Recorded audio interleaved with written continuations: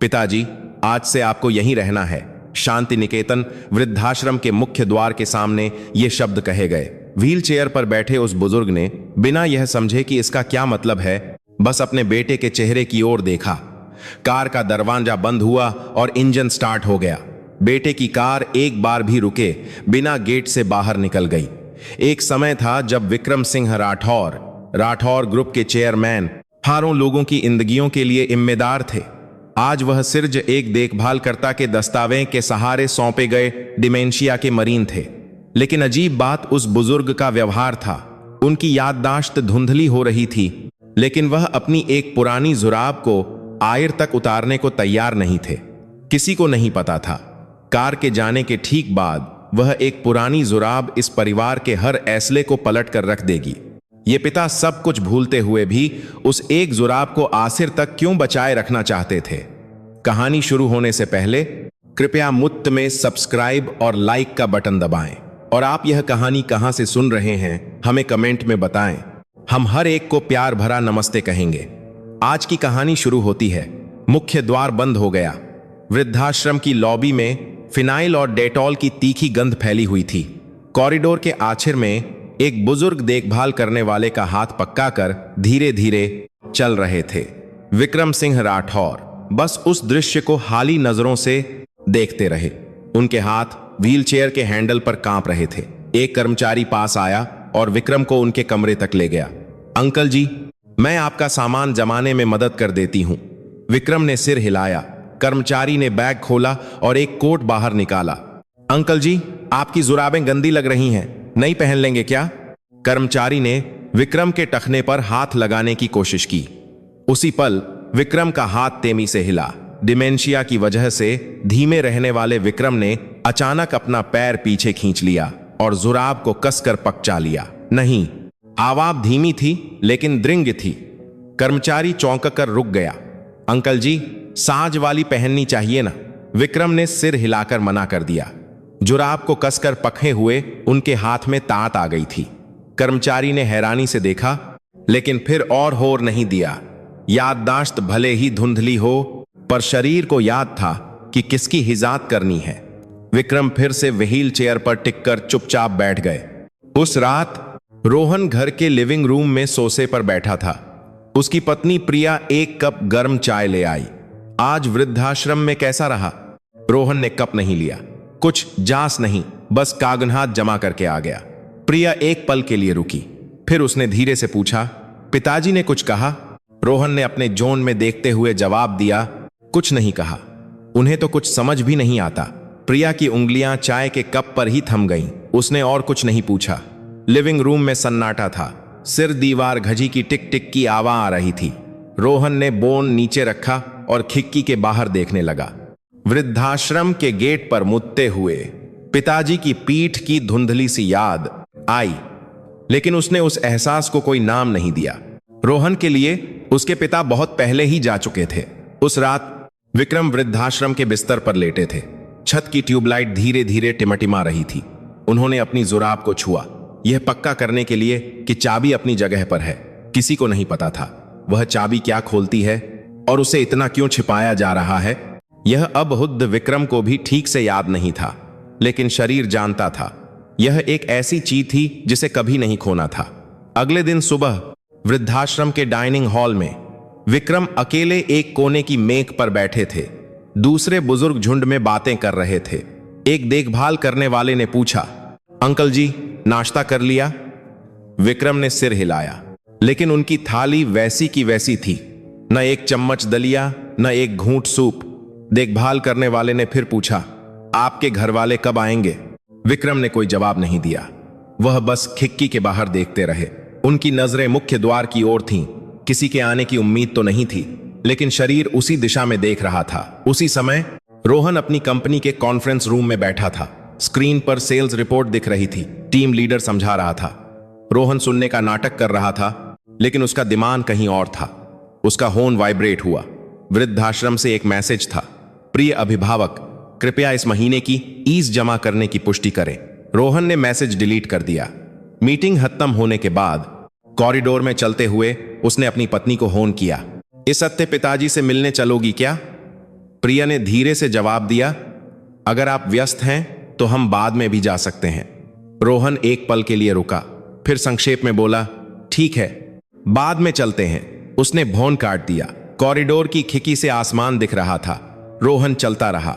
उस शाम उसके बेटे आरव ने पूछा, पापा, दादाजी हमारे घर क्यों नहीं आते? रोहन ने रिमोट नीचे रखा।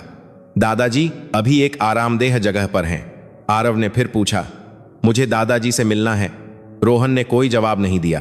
प्रिया आरव को लेकर कमरे में चली गई। लिविंग रूम में फिर सन्नाटा छा गया। रोहन सोफे पर टिककर आंखें बंद कर लीं। वृद्धाश्रम के गेट पर व्हील चेयर पर बैठे पिताजी का चेहरा याद आ गया। उस पल सीने में एक भारीपन महसूस हुआ, लेकिन रोहन ने उस एहसास को दूर धकेल दिया। अभी सोचने का वक्त नहीं था। वृद्धाश्रम के बिस्तर पर विक्रम ने फिर से अपनी जुराब को छुआ, यह देखने के लिए कि चाबी अपनी जगह पर है। उनकी उंगलियां धीरे धीरे चल रही थीं। याददाश्त भले ही चली जाए, पर यह क्रिया हर रोज दोहराई जाती थी। कॉरिडोर से देखभाल करने वाले के बदमों की आवाज आई। विक्रम ने हाथ रोका और कंबल ओढ़ लिया। लाइट बंद हो गई।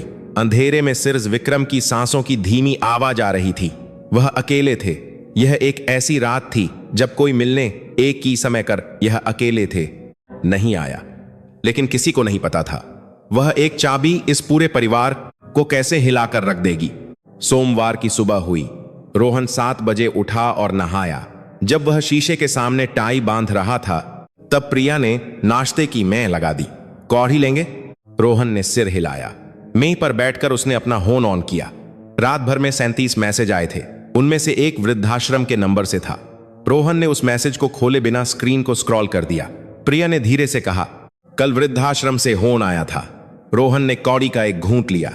क्या हुआ? प्रिया ने फोन में देखते हुए जवाब दिया, इस हफ्ते कुछ टेस्ट होने हैं, उसके लिए अभिभावक की सहमति चाहिए। रोहन एक पल के लिए रुका, फिर संक्षेप में बोला, मैं बाद में देख लूंगा। प्रिया ने और कुछ नहीं पूछा। रोहन अपना बैग उठाकर दरवाजे की ओर बढ़ा। आरव कमरे से बाहर निकलकर बोला, पापा, आज दादाजी से मिलने जा रहे हो? रोहन जूते पहनते हुए बोला, पापा की आज मीटिंग है, बाद में चलेंगे। आरव का चेहरा उतर गया, लेकिन रोहन यह नहीं देख पाया। वह दरवाजा खोलकर बाहर जा चुका था। कंपनी का कॉन्फ्रेंस रूम सुबह 9 बजे से ही व्यस्त था। टीम लीडर स्क्रीन के सामने खड़े होकर सेल्स रिपोर्ट दे रहा था। इस प्रोजल को बात करने के चांद से बात करेंगे।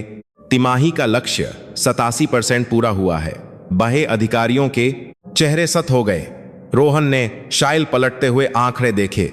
उसकी उंगलियां पेन पर थपथपा रही थीं। मीटिंग 2 घंटे से ज्यादा चली। लंच ब्रेक के बिना ही अगली मीटिंग तय हो गई।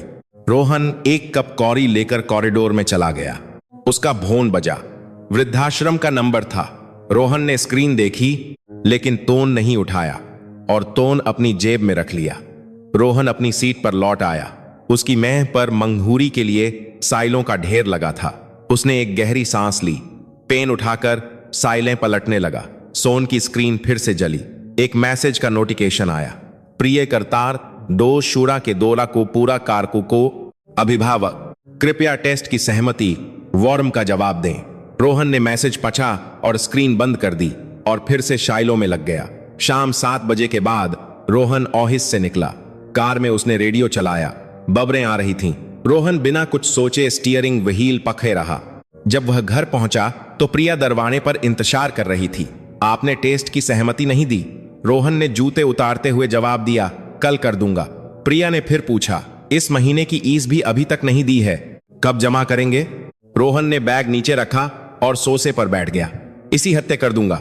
वहां जो भी जरूरी है वो लोग कर ही देते हैं।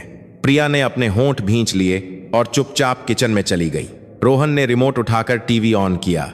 न्यूज चल रही थी, लेकिन वह स्क्रीन नहीं देख रहा था। आरव लिविंग रूम में आया। पापा, दादाजी घर कब आएंगे? रोहन ने चैनल बदलते हुए जवाब दिया, दादाजी अभी एक आरामदेह जगह पर हैं। आरव ने फिर पूछा, मुझे दादाजी से मिलना है, मुझे ले चलो ना। रोहन ने रिमोट नीचे रख दिया और अपने बेटे की ओर देखा। दादाजी अभी बहुत बीमार हैं, हम बाद में चलेंगे। आरव ने और कुछ नहीं पूछा, सिर झुकाकर अपने कमरे में चला गया। रोहन ने उसे देखते हुए एक सांस ली। प्रिया ने रात का खाना लगाया। रोहन खाना खाते हुए बोन देख रहा था। वृद्धाश्रम से एक और मैसेज आया, प्रिय अभिभावक, अगर कल तक जवाब नहीं मिला तो हम बेसिक टेस्ट के साथ आगे बढ़ेंगे। रोहन ने मैसेज डिलीट कर दिया और बॉन्ग को उल्टा करके रख दिया। रोहन ने आंखें बंद कर लीं। प्रिया ने पूछा, थक गए हैं क्या? रोहन ने कोई जवाब नहीं दिया, बस आंखें बंद किए हुए चुपचाप बैठा रहा। प्रिया ने लाइट बंद कर दी। लिविंग रूम में अंधेरा हो गया। रोहन वहीं सोसे पर सो गया। उसी वक्त वृद्धाश्रम का कॉरिडोर शांत था। विक्रम बिस्तर पर बैठे खिड़की के बाहर देख रहे थे। स्ट्रीट लाइट की हल्की रोशनी अंदर आ रही थी। कॉरिडोर से देखभाल करने वाले के कदमों की आवाज आई। विक्रम ने सिर घुमाया, लेकिन कोई भी कमरे के अंदर नहीं आया। विक्रम ने अपनी जुराब को छुआ, यह देखने के लिए कि चाबी अपनी जगह पर है। उनकी उंगलियां धीरे धीरे चल रही थीं। कॉरिडोर की लाइटें एक एक करके बंद हो गईं। पूरा वृद्धाश्रम अंधेरे में डूब गया। विक्रम बिस्तर पर लेट गए। छत को देखते हुए उन्होंने आंखें बंद कर लीं, लेकिन नींद नहीं आ रही थी। और वह धीरे से बुदबुदाए, कब आएगा? किसी ने जवाब नहीं दिया। वृद्धाश्रम शांत था। विक्रम अकेले थे। पिता इंतजार कर रहा था और बेटा मुंह फेर रहा था। लेकिन क्या यह दूरी कभी कम होगी? वृद्धाश्रम का कॉरिडोर लंबा था। विक्रम अपनी व्हील चेयर को धकेलते हुए धीरे धीरे आगे बढ़ रहे थे। कमरा नंबर 304, 306 कमरे पीछे छूट रहे थे। विक्रम रुक गए। उन्हें याद नहीं था कि उनका कमरा कौन सा है। एक देखभाल करने वाला पास आया। अंकल जी, 312 नंबर बस थोड़ा आगे है। विक्रम ने सिर हिलाया, लेकिन उनके पैर नहीं हिले। देखभाल करने वाले ने व्हील चेयर को धकेलकर उन्हें कमरे तक पहुंचाया। विक्रम बिस्तर पर बैठ गए। खिड़की के बाहर देखा। आसमान में बादल थे। उनकी नजरें कहीं नहीं टिक रही थीं, बस भटक रही थीं। दोपहर के खाने का समय बीत गया। डाइनिंग हॉल में देखभाल करने वाले ने विक्रम को ढूंढा।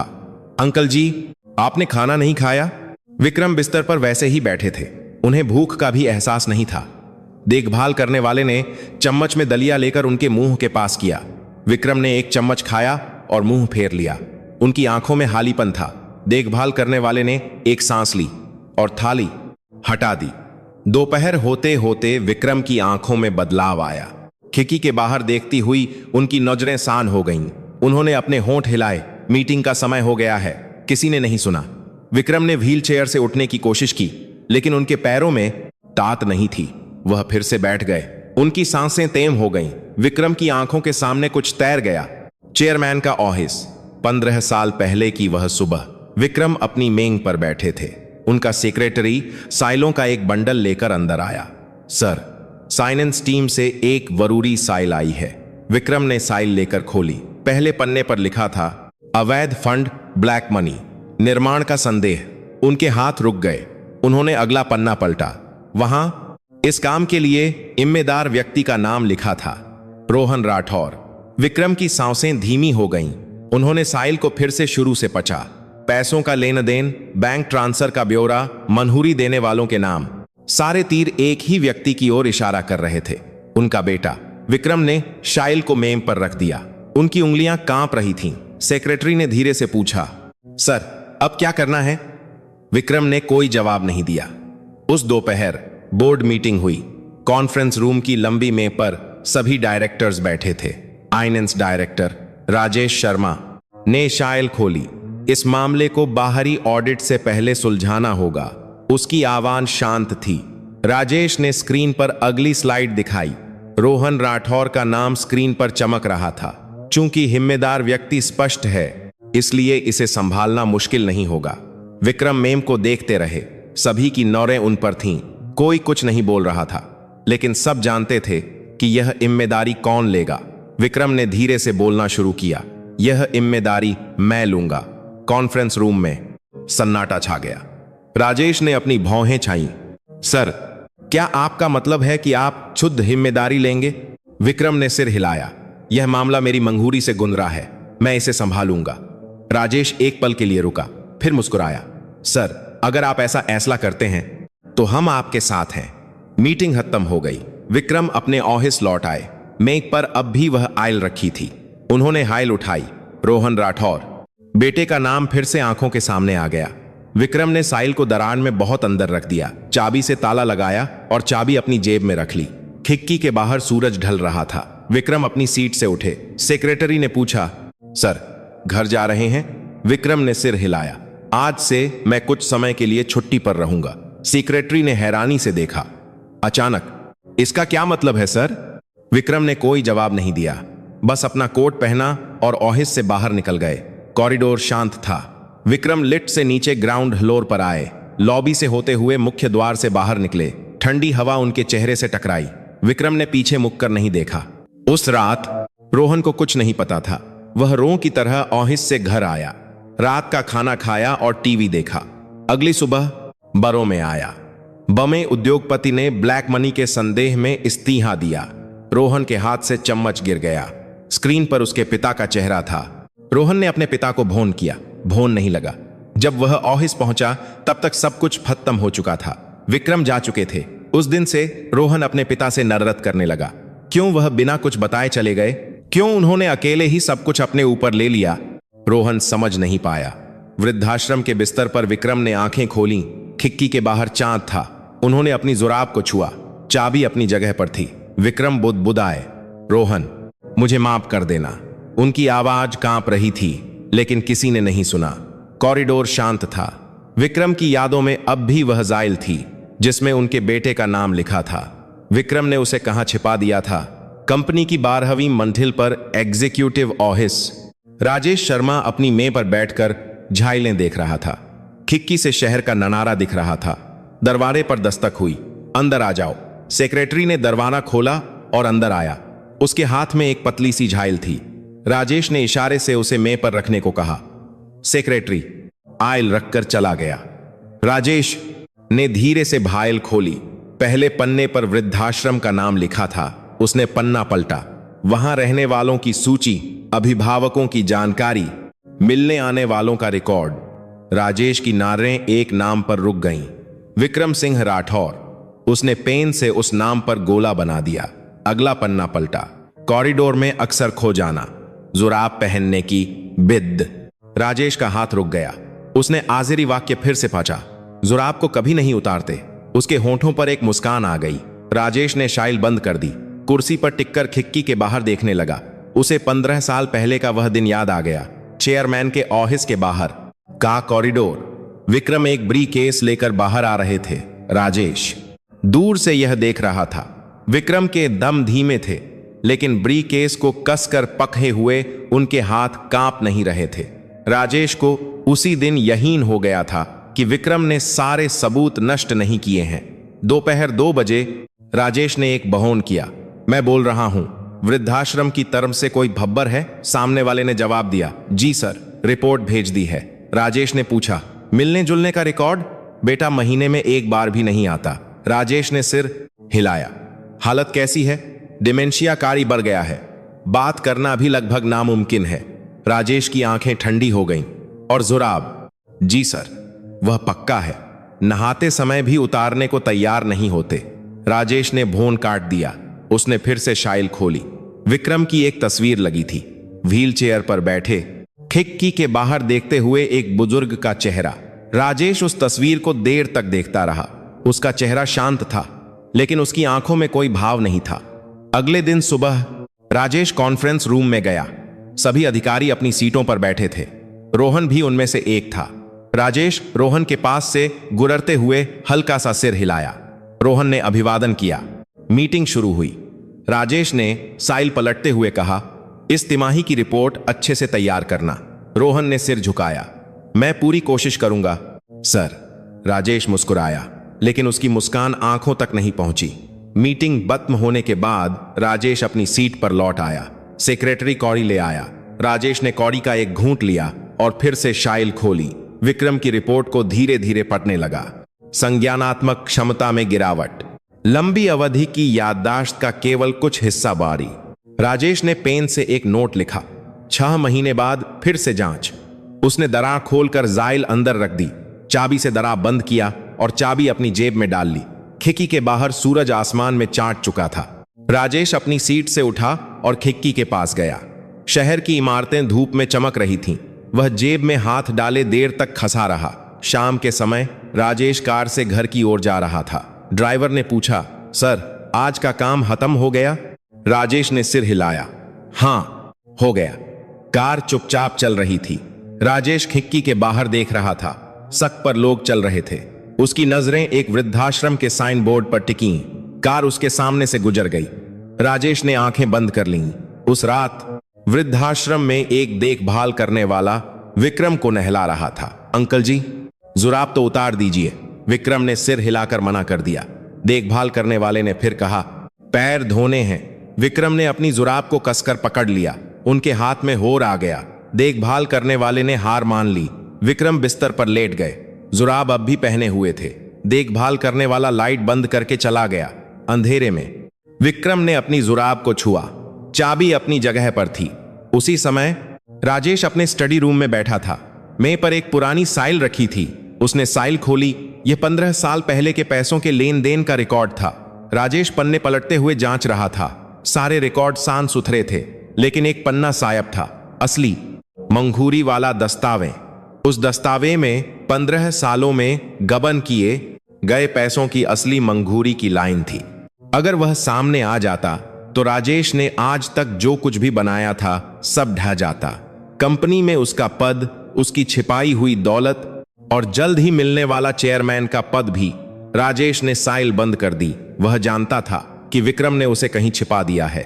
राजेश ने खिड़की के बाहर देखा। चांद चमक रहा था। वह धीरे से बुदबुदाया, बस थोड़ा और इंतखार। उसकी आवाज ठंडी थी। जिस पल का राजेश इंतखार कर रहा है, जब वह आएगा तो विक्रम के पास क्या बचेगा। सुबह 4 बजे वृद्धाश्रम के कॉरिडोर में एक ची गूंजी, अंकल जी। एक देखभाल करने वाला बाथरूम की ओर भागा। विक्रम रर्श पर गिरे पड़े थे। टाइल वाले रर्श पर सिर लगने का निशान था। देखभाल करने वाले ने विक्रम के कंधे हिलाए। अंकल जी, आप ठीक हैं? विक्रम ने आंखें नहीं खोली। एम्बुलेंस बुलाई गई। विक्रम को स्ट्रेचर पर लिटाया गया। एम्बुलेंस का सायरन सुबह की खामोशी को चीर रहा था। इमरजेंसी रूम की लाइटें जली हुई थीं। मेडिकल स्टाफ ने विक्रम को बिस्तर पर लिटाया। एक नर्स ने उनके वाइटल्स चेक किए। ब्लड प्रेशर ले रही हूं। एक और नर्स ने उनके कपड़े ठीक करने शुरू किए। जुराब उतारनी होगी। नर्स ने विक्रम का टखना पकड़कर जुराब नीचे की। उसी पल एक छोटी सी धातु की आवाज आई, खनक। एक चाबी अर्श पर गिर गई। नर्स चाबी उठाने के लिए झुकी। विक्रम का हाथ अचानक हिला। नहीं, उसे नहीं। आवाज बहुत धीमी थी। नर्स चौंक कर रुक गई। विक्रम ने बिना आंखें खोले बुदबुदाया, वह खूनी नहीं चाहिए। उनका हाथ हवा में कुछ टटोल रहा था, जैसे चाबी ढूंढ रहा हो। नर्स ने चाबी को बिस्तर के पास वाली ट्रे पर रख दिया। आधे घंटे बाद रोहन इमरजेंसी रूम पहुंचा। नर्स ने उसका स्वागत किया। आप अभिभावक हैं? रोहन ने सिर हिलाया। पिताजी की हालत कैसी है? नर्स ने चार्ट देखते हुए जवाब दिया, मामूली ब्रेन कंकशन है और माथे पर खरोंच है। आज एक दिन निगरानी में रखना होगा। रोहन ने राहत की सांस ली। नर्स ने ट्रे की ओर इशारा किया। हाँ, अंकल जी की जुराब से यह मिला है। रोहन ने ट्रे पर रखी चाबी को देखा। एक छोटी पुरानी चाबी थी। उस पर खंग लगा हुआ था। रोहन ने चाबी उठाई। यह क्या है? नर्स ने सिर हिलाया। हमें भी नहीं पता। अंकल जी इसे लगातार ढूंढ रहे थे तो हमने यहां रख दिया। रोहन ने चाबी को अपनी हथेली पर रखकर देखा। उसका वनन महसूस हुआ, उम्मीद से ज्यादा भारी थी। नर्स ने पूछा, आप इसे रखेंगे? रोहन ने चाबी अपनी जेब में डाल ली। हाँ, मैं रख लूंगा। नर्स ने पर्दा हटाकर उसे अंदर जाने को कहा। रोहन बिस्तर के पास गया।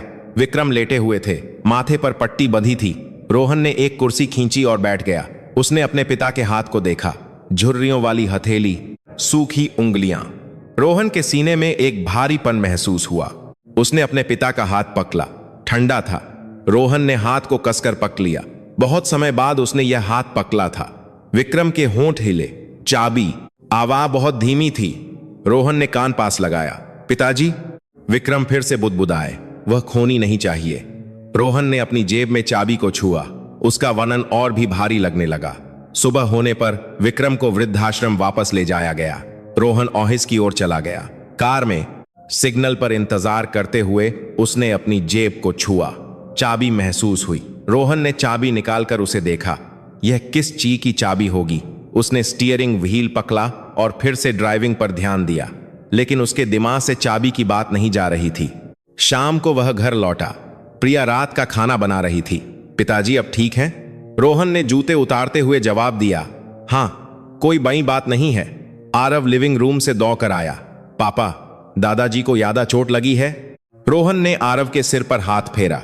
नहीं बेटा, वह जल्द ही ठीक हो जाएंगे। रात का खाना खाकर रोहन अपने स्टडी रूम में गया। मेज पर बैठकर उसने साइलें खोली, लेकिन उसका ध्यान नहीं लग रहा था। उसने जेब से चाबी निकाली। रोहन ने चाबी को हथेली पर रखकर देखा।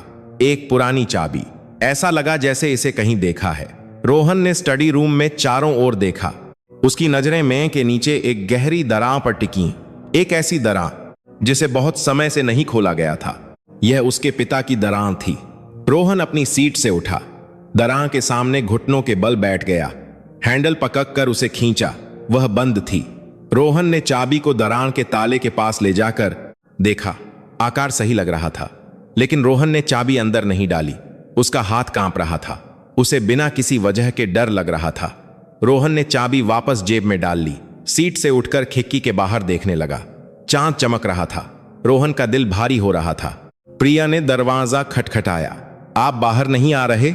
रोहन ने जवाब दिया, हाँ आ रहा हूं। प्रिया के कदमों की आवाज दूर हो गई।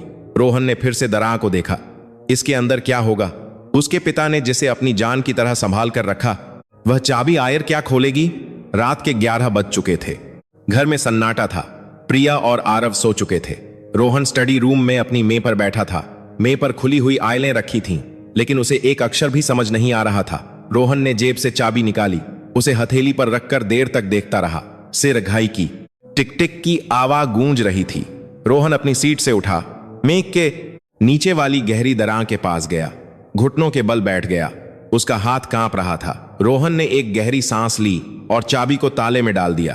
क्लिक, चाबी घूम गई। रोहन ने धीरे धीरे दरार को खींचा।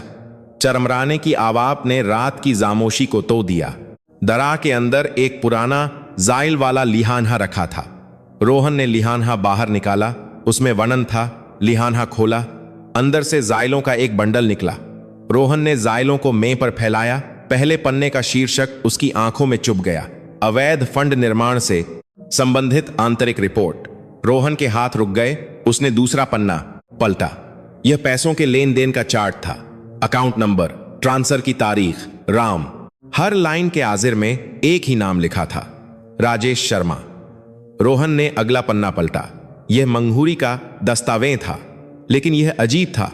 उसका अपना नाम काटा हुआ था। उसके ऊपर जो नाम लिखा था वह था विक्रम सिंह राठौर। रोहन की सांसें तेज हो गईं। अगला पन्ना, फिर अगला। हर दस्तावेज से उसका नाम सायब था। उसकी जगह उसके पिता का नाम जिम्मेदार व्यक्ति के तौर पर लिखा था। रोहन ने साइलें नीचे रख दी। उसके हाथ कांप रहे थे। उसने आखिरी पन्ना पलटा। वहां हाथ से लिखा एक नोट चिपका हुआ था।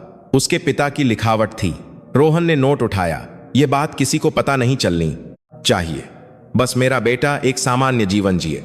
मैं सारी जिम्मेदारी लेकर जा रहा हूं। रोहन की नर्रें उन शब्दों पर थम गईं। उसने फिर से पचा और फिर से पचा। नोट पके हुए उसका हाथ कांप रहा था। रोहन दर्श पर बैठ गया। उसके घुटने जमीन से टकराए। नोट को कसकर पके हुए हाथ में कागड़ मोह गया। रोहन के कंधे हिल रहे थे। उसका दम घुट रहा था। सीने के बीचों बीच कुछ टूट सा गया। आंखों के सामने सब धुंधला हो गया। रोहन ने सिर झुका लिया। आंसू टपक पड़े। अर्श पर एक छोटा सा धब्बा बन गया। रोहन बिना आवाज किए रो रहा था। उसके कंधे हिल रहे थे। नोट पके हुए उसका हाथ बुरी तरह कांप रहा था। 15 साल बाद उसे सच्चाई का पता चला था। उसके पिता ने उसे छोड़ा नहीं था। उसे बचाने के लिए उन्होंने सब कुछ अपने ऊपर ले लिया था। रोहन ने उन जाइलों को देखा। उसे अपने पिता के उठाए हुए बोझ का एहसास हुआ। और इतने समय तक उसने क्या किया? उसने नरद की। उसने मुंह फेर लिया। उन्हें वृद्धाश्रम में छोकर भूल जाना चाहा। रोहन का दिल टूट गया। उसने दोनों हाथों से अपना चेहरा ढक लिया। गर्म आंसू उसकी उंगलियों के बीच से बह रहे थे। कितना समय बीत गया। बाथी की उनकी बीच बीच गया। उसने पाथी की बात हो रहे थे। उसे पता नहीं चला। रोहन ने धीरे धीरे हाथ नीचे किए। उसकी आंखें लाल हो चुकी थीं। उसने नोट को फिर से खोला। अपने पिता की लिखावट पर उंगलियां फेरी। मैं सारी जिम्मेदारी लेकर जा रहा हूं। रोहन ने अपने होंठ भींच लिए। उसका गला भर आया। उसने चाइलों को एक एक ही कर हाथा करके फिर से देखा। राजेश शर्मा के दस्तखत जगह जगह थे। पैसों के लेन देन की शुरुआत और अंत सब वही था, लेकिन आजिर जिम्मेदार उसके पिता को बना दिया गया था। रोहन ने शाइलों को समेटा, हाथ कांप रहे थे, लेकिन उसने एक एक पन्ना ठीक से लगाया। सारी शाइलें वापस लिहाए में डाल दी, लिहाए को मेज पर रख दिया। रोहन कुर्सी पर बैठकर छत को देखने लगा। ट्यूबलाइट की रोशनी आंखों में चुभ रही थी। उसने आंखें बंद कर लीं। पिता का चेहरा याद आया, वृद्धाश्रम के गेट पर व्हील चेयर पर बैठे उसे देखते हुए, इमरजेंसी रूम में लेटे हुए, चाबी ढूंढते हुए। रोहन की आंखों से फिर आंसू बह निकले। उसने आंखें खोलीं और मेज पर रखी घड़ी देखी। सुबह का 1 बज रहा था। रोहन ने अपना होन उठाया, बॉन्ड बुक खोली, एक वकील का नाम ढूंढा, लेकिन उसने जॉन नहीं किया। अभी नहीं, पहले एक काम करना था। रोहन अपनी सीट से उठा, कोट पहना, कार की चाबी उठाकर घर से निकल गया। रात की सड़कें सुनसान थीं। रोहन ने कार चलाई। मंठिल वृद्धाश्रम थी। आधे घंटे बाद वह वृद्धाश्रम के सामने था। रात की ड्यूटी वाले कमरे में लाइट जल रही थी। रोहन कार से उतरकर मुख्य द्वार की ओर गया। ड्यूटी पर मौजूद कर्मचारी ने हैरानी से पूछा, इतनी रात को क्या हुआ? रोहन ने जवाब दिया, नेक्स्ट सेन इंडियाइक एना डीसल में मैं अपने पिता से मिलने आया हूं। कर्मचारी का चेहरा परेशान हो गया, लेकिन अभी मिलने का समय नहीं है। रोहन ने सिर झुकाया, प्लीज मुझे उनसे मिलना बहुत जरूरी है। कर्मचारी कुछ देर झिझका, फिर उसने सिर हिलाया, ठीक है, 1 मिनट रुकिए। रोहन कॉरिडोर में खाचा हो गया। ट्यूबलाइट की ठंडी रोशनी उस पर पार रही थी। कर्मचारी ने कमरा नंबर 312 का दरवाजा खोला। चुपचाप जाइएगा। रोहन ने सिर झुकाया और कमरे में चला गया। कमरा अंधेरा था। बिस्तर पर उसके पिता लेटे हुए थे। रोहन बिस्तर के पास वाली कुर्सी पर बैठ गया। उसने अपने पिता का हाथ पकड़ा, ठंडा था। रोहन ने पिता के हाथ को दोनों हाथों से पकड़ लिया। पिताजी, उसकी आवाज कांप रही थी। अब मुझे सब पता चल गया है, मुझे माफ कर दीजिए। विक्रम ने आंखें नहीं खोली, लेकिन उनकी उंगलियां हल्की सी हिलीं। रोहन ने पिता के हाथ को अपने चेहरे से लगा लिया। गर्म आंसू उनके हाथ पर टपके। इस सारी सच्चाई को जानने के बाद अब रोहन को क्या करना चाहिए? सुबह 5 बजे रोहन वृद्धाश्रम से निकला। घर लौटकर उसने थोड़ी देर आंखें बंद की। सुबह 7 बजे उठकर नहाया। शीशे में उसका चेहरा पीला लग रहा था।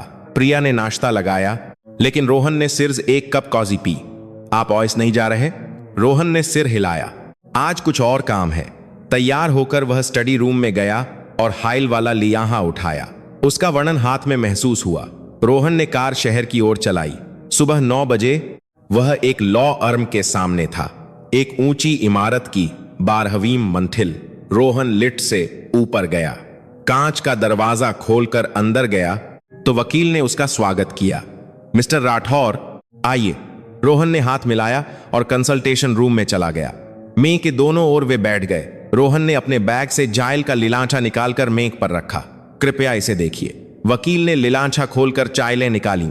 एक एक पन्ना पलटते हुए पढ़ने लगा। उसका चेहरा धीरे धीरे सख्त होता गया। 10 मिनट से ज्यादा हो गए। वकील ने शाइलें नीचे रखी और रोहन की ओर देखा। यह तो 15 साल पहले वाले मामले से जुड़े दस्तावेज हैं। रोहन ने सिर हिलाया।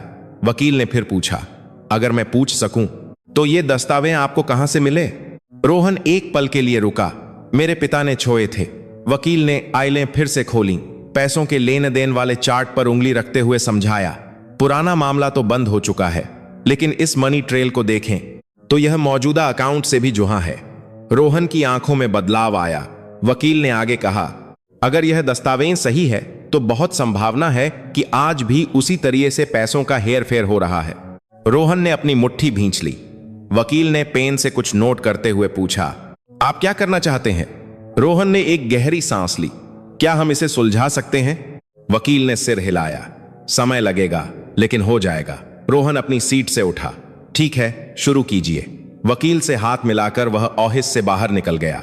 लिफ्ट से नीचे आते हुए रोहन खिड़की के बाहर देख रहा था। शहर की इमारतें धूप में चमक रही थीं। कार में बैठकर उसने इंजन स्टार्ट किया। मंठिल वृद्धाश्रम थी। आधे घंटे बाद वह वृद्धाश्रम की पार्किंग में था। रोहन कार से उतरकर मुख्य द्वार की ओर गया। लॉबी में एक देखभाल करने वाले ने नमस्ते किया। अंकल जी से मिलने आए हैं? रोहन ने सिर हिलाया। कॉरिडोर से होते हुए वह कमरा नंबर 312 की ओर बढ़ा। दरवाजा खोला और अंदर गया। विक्रम बिस्तर पर बैठे खिड़की के बाहर देख रहे थे। रोहन ने एक कुर्सी खींची और अपने पिता के पास बैठ गया। पिताजी, विक्रम ने सिर घुमाया, लेकिन उनकी आंखें हाली थीं, जैसे वह रोहन को पहचान न रहे हों। रोहन ने अपने पिता का हाथ पकड़ा, एक ठंडा हाथ। मैं हूं रोहन। विक्रम रोहन के चेहरे को देखने लगे। उनके होंठ हल्के से कांपे, लेकिन उन्होंने कुछ नहीं कहा। रोहन ने अपने पिता का हाथ कसकर पकड़ लिया। पिताजी, अब मुझे सब पता चल गया है। विक्रम की आंखों में हलचल हुई। रोहन ने आगे कहा, मैंने वह दरार खोल ली, सारी शाइलें देख लीं। विक्रम की उंगलियां हिलीं। उन्होंने रोहन का हाथ हल्का सा दबाया। जामोशी छा गई। खिड़की के बाहर हवा से हिलती पेन की टहनियां दिख रही थीं। विक्रम ने मुंह खोला। कंपनी ठीक है। आवा कमहोर थी, लेकिन साठ थी। रोहन का दिल बैठ गया। 15 साल बाद भी उसके पिता को सिर्फ अपने बेटे की चिंता थी। रोहन ने सिर झुका लिया। उसकी आंखों में आंसू आ गए। सब ठीक है पिताजी। विक्रम ने रोहन का हाथ नहीं छोड़ा। रोहन ने फिर कहा, आपकी वजह से सब ठीक रहा, कुछ नहीं हुआ। विक्रम के होंठों पर हल्की सी मुस्कान आई। उन्होंने धीरे से सिर हिलाया। रोहन ने अपने आंसू पोंछे। मुझे मान कर दीजिए पिताजी, मुझे समझने में बहुत देर हो गई। विक्रम ने कोई जवाब नहीं दिया, बस रोहन का हाथ पकड़े रहे। सूरज की रोशनी खिड़की से कमरे में आ रही थी। एक गर्म रोशनी ने दोनों को घेर लिया। रोहन अपने पिता के पास देर तक बैठा रहा। समय धीरे धीरे बीत रहा था। विक्रम की आंखें फिर से धुंधली हो गईं, लेकिन उनका हाथ अब भी रोहन को पकड़े हुए था। रोहन ने अपने पिता के हाथ पर हाथ फेरा। अब सब ठीक हो जाएगा, मैं सब संभाल लूंगा। विक्रम ने आंखें बंद कर लीं। उनकी सांसें बराबर चल रही थीं। रोहन चुपचाप अपनी सीट से उठा। उसने पिता के हाथ को कंबल के ऊपर ठीक से रख दिया। दरवाजे से बाहर निकलते हुए उसने पीछे मुड़ कर देखा। उसके पिता शांत चेहरे से सो रहे थे। रोहन ने कॉरिडोर में चलते हुए अपना जोन निकाला। उसने वकील को एक मैसेज भेजा, कार्रवाई शुरू कर दीजिए। तुरंत जवाब आया, ठीक है। रोहन ने फोन जेब में रखा और वृद्धाश्रम से बाहर निकल गया। अब बस इतने सालों से छिपी सच्चाई को दुनिया के सामने लाना बारी था। लेकिन उसके अंत में क्या इंतजार कर रहा था? एक हफ्ते बाद कंपनी के नोटिस बोर्ड पर एक सूचना लगी। राजेश शर्मा को व्यक्तिगत कारणों से उनके सभी पदों से हटाया जाता है। एक छोटी सी लाइन, वजह का कोई इक्र नहीं था। कर्मचारी सिर कानाफूसी कर रहे थे, लेकिन किसी को भी ठीक ठीक पता नहीं था। रोहन अपनी सीट पर बैठकर उस नोटिस को देख रहा था। वह देर तक स्क्रीन को घूरता रहा और फिर चुपचाप विंडो बंद कर दी। कॉरिडोर में राजेश शर्मा का सामान पैक हो रहा था। कुछ बक्से रखे थे। कोई भी उसे विदा करने नहीं आया। राजेश चुपचाप लिफ्ट में चढ़ गया। दरवाजा बंद हो गया। वह इस इमारत में फिर कभी नहीं लौटा।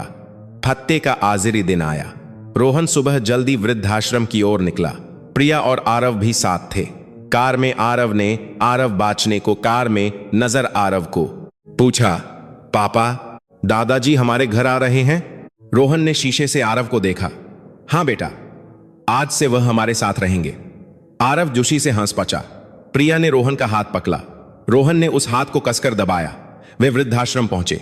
देखभाल करने वाला विक्रम का सामान पैक कर रहा था। रोहन कमरे के अंदर गया। विक्रम बिस्तर पर बैठे खिड़की के बाहर देख रहे थे। रोहन अपने पिता के सामने घुटनों के बल बैठ गया। पिताजी, घर चलिए। विक्रम ने धीरे से सिर घुमाया। रोहन को देखा। उनकी आंखें धुंधली थीं, लेकिन होंठ कांप रहे थे। रोहन ने अपने पिता का हाथ पकड़ा। अब आपको अकेले नहीं रहना होगा। विक्रम की उंगलियां हल्की सी कांपीं। उन्होंने कुछ नहीं कहा, लेकिन रोहन का हाथ नहीं छोड़ा। आरव दौड़कर आया और दादाजी का दूसरा हाथ पकड़ लिया। दादाजी, चलो हमारे घर। विक्रम ने आरव को देखा और धीरे से उसका हाथ पकड़ लिया। रोहन ने व्हील चेयर को धकेलकर कॉरिडोर में लाया। वृद्धाश्रम का मुख्य द्वार पार करके वे बाहर आ गए। यह वही गेट था जहां उस दिन रोहन अपने पिता को छोकर गया था।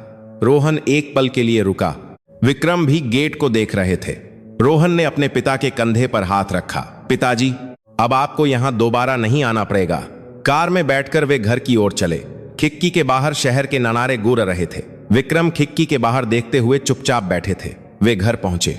रोहन और प्रिया ने विक्रम को सहारा देकर अंदर लिया। लिविंग रूम गर्म था। उन्होंने विक्रम को सोफे पर बिठाया। रोहन अपने पिता के सामने घुटनों के बल बैठ गया और अपने पिता के पैरों को देखा। पुरानी स्लेटी रंग की जुराब पहनी हुई थी। रोहन ने धीरे से वह जुराब उतारी। विक्रम चुपचाप बैठे रहे। जुराब के अंदर कुछ नहीं था। चाबी तो अब रोहन के पास थी। रोहन ने अपने पिता के पैरों को दोनों हाथों से पकड़ लिया। सूखे ठंडे पैर। रोहन की आंखों से आंसू टपक पड़े। गर्म आंसू उनके पैरों पर गिरे। पिताजी, अब आप आराम से रहिए।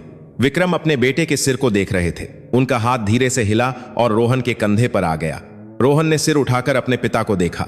विक्रम की आंखें भी नम थीं। दोनों ने बिना कुछ कहे एक दूसरे को देखा। काफी समय बीत गया। रोहन ने एक नई जुराब निकाली, मुलायम सूती जुराब। उसने सावधानी से अपने पिता के पैरों में पहनाई। अब आपको कोई बोझ उठाने की जरूरत नहीं है। विक्रम ने नई जुराब को देखा। उनके कंधे हल्के से कांपे। शाम हुई। डाइनिंग टेबल पर 4 लोग बैठे थे। प्रिया ने सूप निकालकर विक्रम के सामने रखा। पिताजी, लीजिए। विक्रम ने चम्मच उठाया। हाथ कांप रहे थे, लेकिन उन्होंने धीरे धीरे सूप पिया। रोहन अपने पिता को देख रहा था। सीने में एक गर्माहट महसूस हुई। आरव ने अपने दादाजी को एक सब्जी दी। दादाजी, यह बहुत टेस्टी है। विक्रम ने सिर हिलाते हुए उसे खा लिया। एक पल के लिए उनकी आंखें साझ हो गईं। उन्होंने परिवार के हर सदस्य को देखा। उनके होंठों पर एक हल्की सी मुस्कान फैल गई। खाना खाकर वे लिविंग रूम में आ गए। विक्रम सोफे पर बैठे थे। आरव उनके आवत को पास चिपक कर बैठ गया और दादाजी का हाथ पकड़ लिया। दादाजी, मैंने आज स्कूल में ड्राइंग बनाई। विक्रम ने कोई जवाब नहीं दिया, लेकिन उन्होंने आरव का हाथ कसकर पकड़ा हुआ था। आरव बोलता रहा। विक्रम चुपचाप सुन रहे थे। रोहन दूर से यह सब देख रहा था। प्रिया पास आई और उसका हाथ पकड़ा। आपने सही किया। रोहन ने सिर हिलाया। रात गहरी हो गई। रोहन अपने पिता को कमरे में ले गया। उन्हें बिस्तर पर लिटाया। कंबल ओढ़ाया। आराम से सोइए पिताजी। जब रोहन उठने लगा तो विक्रम ने उसका हाथ पकड़ लिया। रोहन ने हैरानी से अपने पिता को देखा। विक्रम की आंखें साँच थीं। शुक्रिया रोहन। आवाज धीमी थी लेकिन स्पष्ट थी। रोहन की आंखों से आंसू बह निकले। उसने अपने पिता के हाथ को दोनों हाथों से पकड़ लिया। नहीं पिताजी, मैं मांझी चाहता हूं। मुझे बहुत देर हो गई। विक्रम ने सिर हिलाया। नहीं, तुमने अच्छा किया। अब सब ठीक है। रोहन ने पिता के हाथ को अपने माथे से लगा लिया। गर्म आंसू उनके हाथ पर बह रहे थे। विक्रम ने अपने बेटे के सिर पर हाथ फेरा। रोहन देर तक अपने पिता के पास बैठा रहा। जब तक विक्रम सो नहीं गए तब तक उनका हाथ पके रहा। अगली सुबह सूरज की रोशनी कमरे में आई। विक्रम ने आंखें खोली। छत अनजान थी, लेकिन डर नहीं था, गर्माहट थी। कॉरिडोर से आरव के हंसने की आवाज आ रही थी। किचन से प्रिया के नाश्ता बनाने की आवाज आ रही थी। विक्रम ने धीरे से उठने की कोशिश की। नई जुराब पैरों में थी। उन्होंने जुराब को देखा, जैसे कोई पुराना बोझ उतर गया हो। दरवाजा खोलकर बाहर आए। रोहन अब्बार पातते हुए उठ खजा हुआ। पिताजी, आप उठ गए? विक्रम ने सिर हिलाया। लिविंग रूम में आकर सोफे पर बैठ गए। आरव दौड़कर उनके पास बैठ गया। दादाजी, साथ में टीवी देखें? विक्रम ने आरव को देखा। याददाश्त धुंधली थी। ये बच्चा कौन है? उन्हें ठीक से पता नहीं था, लेकिन गर्माहट महसूस हो रही थी। यह एहसास कि वह अकेले नहीं है। रोहन अपने पिता के पास बैठ गया। कुछ नहीं कहा, बस अपने पिता के कंधे पर हाथ रखे रहा। खिड़की के बाहर वसंत की हवा चल रही थी। पर्दे हिल रहे थे। विक्रम ने खिड़की के बाहर देखा। टहनियों पर नई कलियां खिल रही थीं। उन्होंने एक गहरी सांस ली। यह एक ऐसी शांति थी जो उन्होंने जीवन में पहली बार महसूस की थी। रोहन ने अपने पिता के कंधे को संगीत धीरे से पकड़े रखा। वह देर से लौटा था, लेकिन इस बार संगीत वह देरा पाती है कि काम क्या रहे। जो संगीत ने बात था आखिर तक उनके साथ रहेगा।